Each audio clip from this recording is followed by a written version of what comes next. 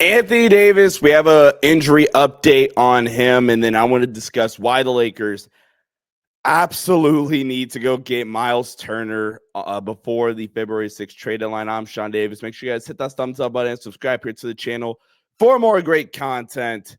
Got great stuff coming for the deadline. Planning on doing a film breakdown on whoever the Lakers do potentially acquire by the trade deadline. Make sure you guys hit that thumbs up button as well. Would greatly appreciate it. If there's anything off of my camera, let me know in the comment section as well. Went through a little bit of a change.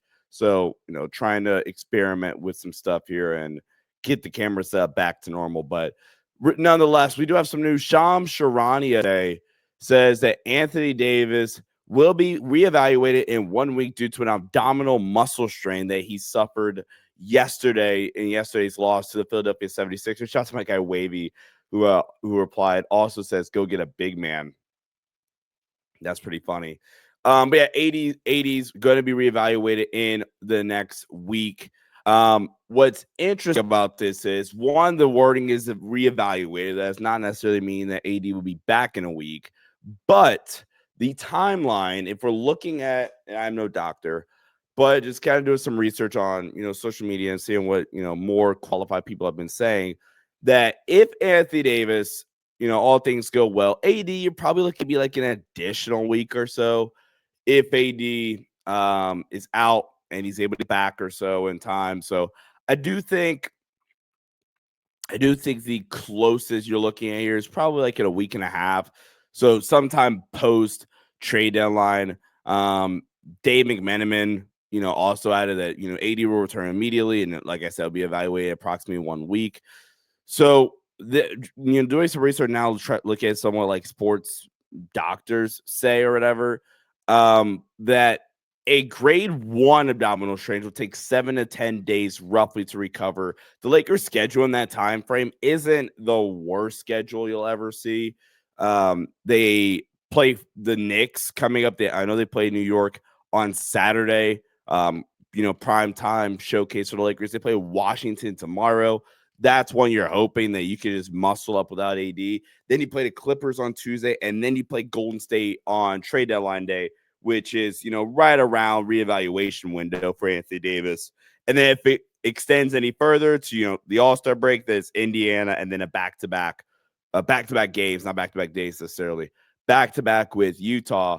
A grade 2 abdominal strain will likely look at more of a 3 to 6 week recovery timeline, which would then push him out, let's say 6 weeks. You're looking at like the second or third week of March. And obviously that is way too much of an extended time frame to go without Anthony Davis. So praying for AD, hoping that Anthony Davis can recover. I think the biggest concern with AD's injury as of right now is, can LeBron kind of be Superman for an extended period of time during the regular season without AD? I feel like in a playoff setting, the answer would have been yes.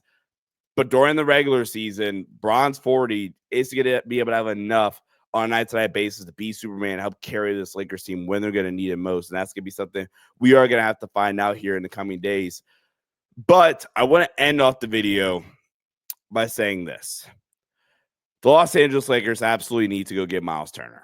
And I know this is going to be a, flashback to the 2022 offseason where it was Myles Turner, Buddy Hield. And I know a lot of Laker fans are kind of over that. They're over that time frame, right? But Myles Turner, speaking of time, he fits the timeline for the Lakers. The Lakers absolutely need to go get Myles Turner. He's going to be up for a contract this summer. He wants near $30 million. The Pacers are very reluctant to give him that money right now. And the reason being is they're in cap trouble. They're not in cap trouble. They are in luxury tax trouble. You pay Myles Turner what he wants, and you will immediately become a second-tier apron team this summer, which for Indiana, I'm not going to say they don't want to do that. I mean, I'm not as tapped in, but I think for the core, that's something that at the very least is kind of a tougher pill to swallow. Like, did you already reach your peak if you're Indiana with that current core last summer by making the Eastern Conference Finals? Myles Turner is a guy I'm not all the way sure Like, I think he is kind of maxed out, and paying him that amount going into the second tier apron is something that I'd be more willing to do if he was another tier level of a player, maybe if I'm Indiana. Whereas for the Lakers, fits the timeline with the Lakers. He is more than a perfect fit offensively next to Anthony Davis. He's the ideal second big in the league to pair next to Anthony Davis, because with a lot of these other bigs, you have some semblance of an offensive fit concern because of spacing next to Anthony Davis. Myles Turner, one of his best attributes is his spacing ability. He has the ability to also attack off the closeouts, semi-decent post-up mismatch. He's not going to be on the block like Jokic 12 times a game, but he's a more than capable post-up mismatch threat. I think he's taken a slight step back defensively. He's not maybe as impactful as his peak defensive seasons were a couple years ago, but he's still a really freaking good defensive big, and again, a more than capable fit next to a guy like Anthony Davis. 28 years old. And then also, I think another big benefit is to get to Myles Turner's contract. It's not hard. It's Rui Hachimura and maybe like Jalen Hood-Schifino. It's not hard to get there either.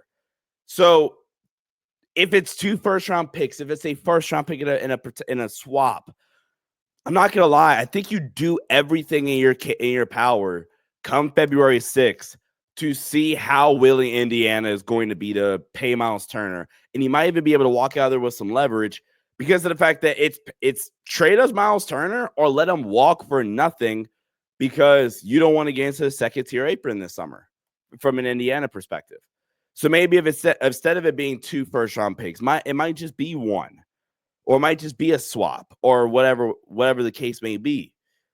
But the Lakers, to heavily increase their odds of winning a title, absolutely must go get Myles Turner. Solves a lot of issues, gives them another big, gives them a big right now that without Anthony Davis, you feel as good as you possibly could be, is a hell of an upgrade over Jackson Hayes being your starter for the time being. And then you still have third options right now. Like you make Jackson Hayes / Christian Wood turn into your third big. That's a luxury all of a sudden. And now you have a lot more roster balance on this team, in my opinion. You get to keep Gabe. Unless you somehow like weave those guys into 3-team deals, you could go to Indiana straight up and say, hey, let's get this done. You have to go get Myles Turner at the deadline. Have to. You walk out of the deadline with Myles Turner, check ball, get AD healthy, and let's make a run to the playoffs. And Bron and AD in a 16-game setting, who knows what could happen, especially with the best team that at that point, if you go get Myles Turner, that would officially be the best team that you've surrounded LeBron and AD with over their entire 10 years here, including the 2020 title team. 2021 maybe has you beat, but still. So you guys let me know what you think in the comment section below. Absolutely need to go get Myles Turner. AD, please get healthy. Love you guys. I'll be live next Thursday, 11 o'clock Eastern, for a 3-hour trade deadline live stream special. I'll see you guys there. Till next time, Laker fans, stay safe. As always, go Lake Show. Catch you guys in the next one. Go get Myles Turner. Peace out.